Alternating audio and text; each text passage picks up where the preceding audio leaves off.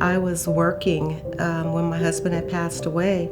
My sister-in-law called me and she said, the ambulance is on the way to get your husband, because he was in New York helping her.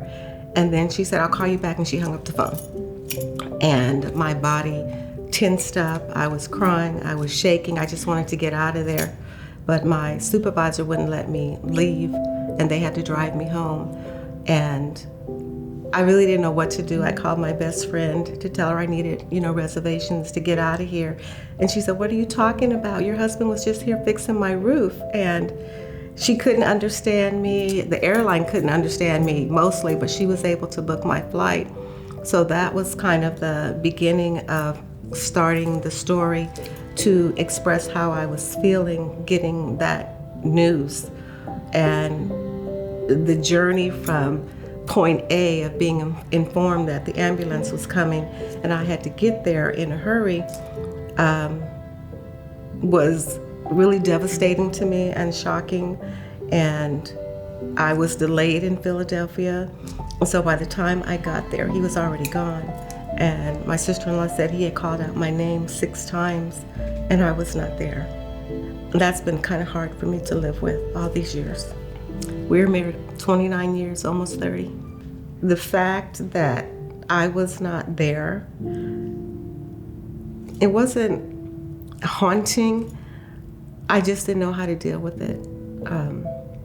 I just didn't know how to deal with it. When going into working with veterans, we talk about it's not just dance that we're doing, but dance is movement. Dance is a whole different language. It's expression.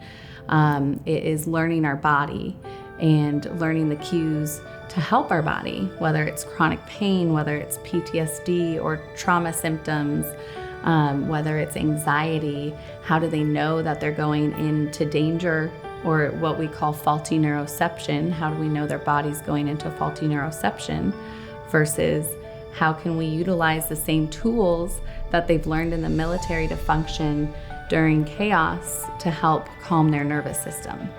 In the beginning, I really didn't want to talk about it that much. And Brittany, she wouldn't push me. She's like, okay, well, we'll just focus on something else today. And then the next time we would meet, the door would open a little bit more. And I went through tears, I went through laughter, I went through silence, where I just didn't want to talk. And there were days I'm like, I cannot do this. But as the weeks and months progressed, I was able to open up more, even though there were periods where I would laugh hysterically or I would just start crying and say, wait a minute. But we just kept going and going and going. When she finally came to me with this story, she talked about, she wants to submit it to the National Festival.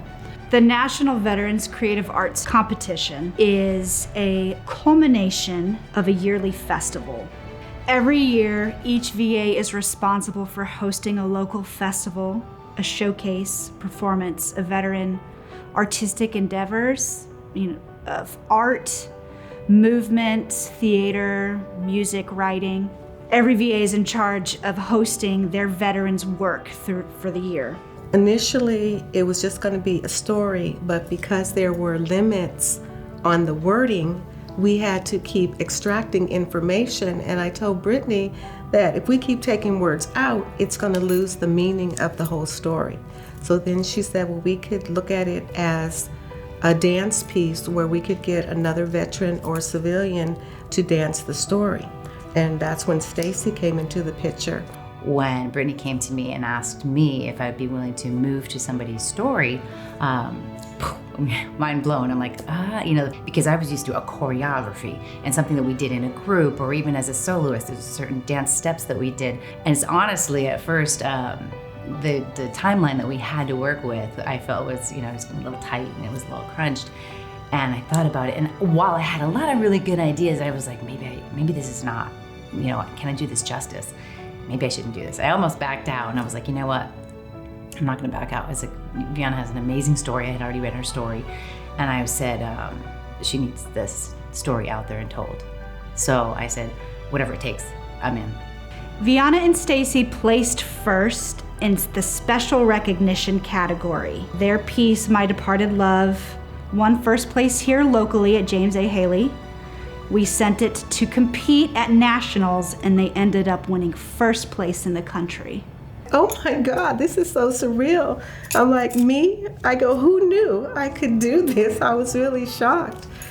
I kept asking what's going to happen after this, and she said, well, it's going to, if you make it to nationals, then we'll let you know. And then, oh my God, I got another message saying, you won nationals too. And so it was all very surreal because I'm saying to myself, shy, sensitive Vianna, who was living in the dark, she won. She won local and national, and I just couldn't believe it. It was just really surreal. Who knew that I could write and touch so many people and heal myself at the same time? I am just so proud of Vianna and all of the work that she put in. Her and Stacy together, she's transitioned through her grief processing, and yeah, the grief will still be there, but now she has some form of closure. She's opening up more to other people, other opportunities, going out, taking other classes, something that she wouldn't have been doing a year ago. I'm just proud to be had been thought about to be part of this project. It's humbling, and it's I feel very honored to be able to jump in there and be part of it. And then the fact that it even went so far is fantastic.